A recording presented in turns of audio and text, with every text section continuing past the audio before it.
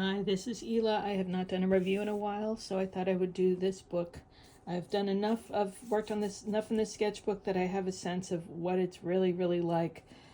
This is not a highly recommended book. In fact, I would say probably best to avoid it. I'm always telling people they should use watercolor paper that's 100% cotton, which this one is. It's a rough surface, which is normally something I love. But you know, it may be both of those things, but this is, by the way, it doesn't come with the book. This is a sticker by a friend of mine, Judith Irwin, who painted this picture and had stickers made based on that painting.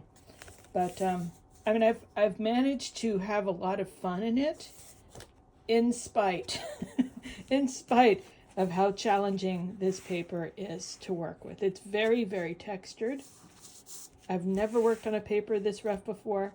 And it also just doesn't, I don't think it has enough sizing in it.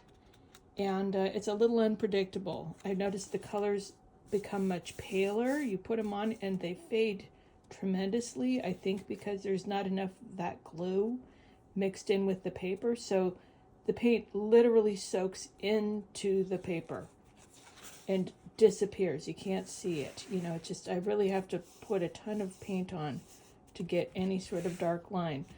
Because this paper is so challenging and difficult, I've just let it be a place to experiment. So here I am experimenting with all these different exercises, things I've made up, things based on videos by different watercolorists on YouTube, and I've had a lot of fun.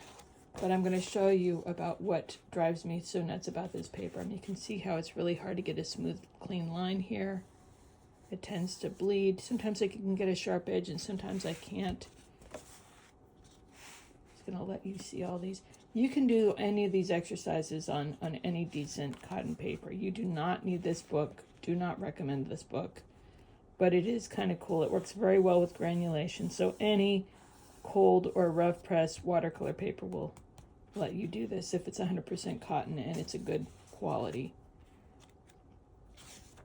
So these are all fun. So I'm going to show you here on this page what is it that drives me so nuts. And you can kind of see right here, you see how rough these edges are. I have my paint here. I'm going to dip my brush in, roll it around a little bit in that paint. And this is what happens when I try and paint a line. See that? Do it again. If I put enough in there, I can, but if I want to like paint a shape, I have to scrub the living crap out of it to try and get it to be solid. It makes me want to tear out my hair, kind of like my kitty yelling, "Kitty." We're doing this instead. I didn't kick him out first. You can hear him. So this is, you can see how this would really kind of hang you up while you're working. When I'm coloring in shapes, I'm literally just scrubbing my way through, trying to get a decent edge. It takes a lot of effort. You have to have a lot of paint on your brush. And some pages are easier to work with. Now it's behaving a little bit better. Some pages it feels impossible, and other pages I can kind of get away with it and make it work. But so this is the challenge. You're gonna get dry brush marks unless your brush is super saturated. And like I said, the colors tend to fade a lot when they dry.